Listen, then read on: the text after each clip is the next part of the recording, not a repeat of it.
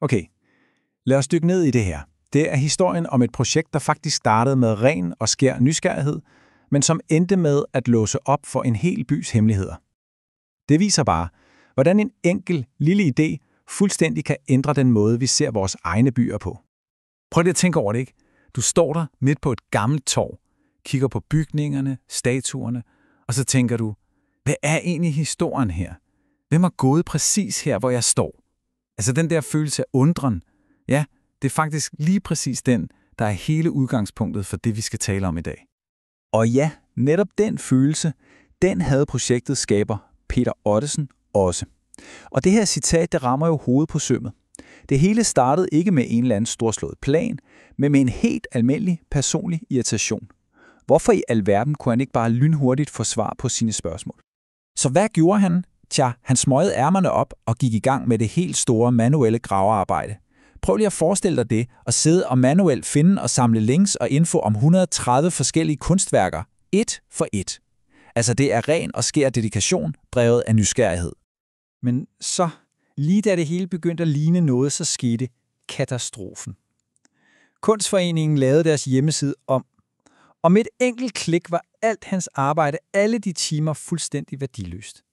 Hver eneste link var dødt. Bum.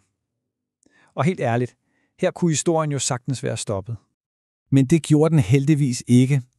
For det er lige præcis her, at historien tager en vildt spændende drejning. Pludselig faldt 3 brikker på plads. For det første åbnede ny AI-teknologi op for helt nye måder at bygge apps på. For det andet teamede Peter op med en teknisk ørn, en fyr ved navn Paul Erik Løvskov.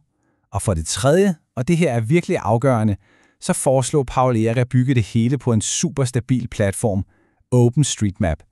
Og det ændrede simpelthen alt. Og hvad kom der så ud af det? Jo, resultatet blev Vores Roskilde. Et interaktivt kort. Og det startede selvfølgelig med at plotte præcis de kunstværker ind, som havde givet så meget hovedpine. Lige pludselig var irritationen forvandlet til en rigtig håndgribelig løsning. Og det geniale, det er hvor simpelt det er. Du trykker bare på en lille knapnål på kortet, og pop, så kommer der et billede og en lille tekst frem.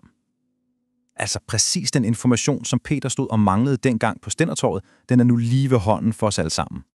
Men her kommer det, der er virkelig smart ved det her. Kortets sande superkraft, kan man sige, det er lagene. Tænk på det som filtre. Oppe i hjørnet kan du simpelthen tænde og slukke for forskellige kategorier, så du kun ser præcis det, du har lyst til. Du skræddersyr fuldstændig din egen tur gennem byen. For det her handler slet ikke kun om kunst længere. Nej, nu kan du udforske alt muligt. Institutioner, historiske steder, natur. Der er endda hele vandreture lagt ind. Altså, vores Roskilde voksede lynhurtigt og blev til noget meget, meget større end den oprindelige idé. Så hvad er vores Roskilde så i bund og grund? Jo, og det her er vigtigt. Det er meget mere end bare et kort. Man kan se det som et system, et slags knudepunkt, der samler information og peger dig videre. De giver dig det hurtige overblik, og så linker det dig direkte videre til de tunge kilder, hvis du altså har lyst til at dykke endnu dybere ned. Og bag alt det her tekniske, der ligger der faktisk en ret stor vision. Den er inspireret af litteraturen af den norske forfatter Jan Kjærstad. Peter Ottesen drømmer nemlig om at skabe en portal. Ikke en portal til alting i hele verden, men en portal til alt, hvad der er Roskilde. En slags samlet indgang til hele byens historie og sjæl. Og de er slet ikke færdige. Langt fra. Projektet står bestemt ikke stille. Ambitionerne for fremtiden er ret vilde. De arbejder på at udvikle AI-modeller og endda chatbots. Forestil dig lige, at man en dag kan snakke direkte med byens historiske kilder. Det er da ret vildt. Men det er altså vigtigt lige at slå fast. Meningen er ikke at erstatte alle de andre gode guides, der findes derude. Slet ikke. Vores Roskilde skal mere ses som en slags bro. En bro, der binder det hele sammen og fungerer som det perfekte startsted, der gør det super let at finde alt det andet spændende materiale. Så er du klar til at selv at prøve?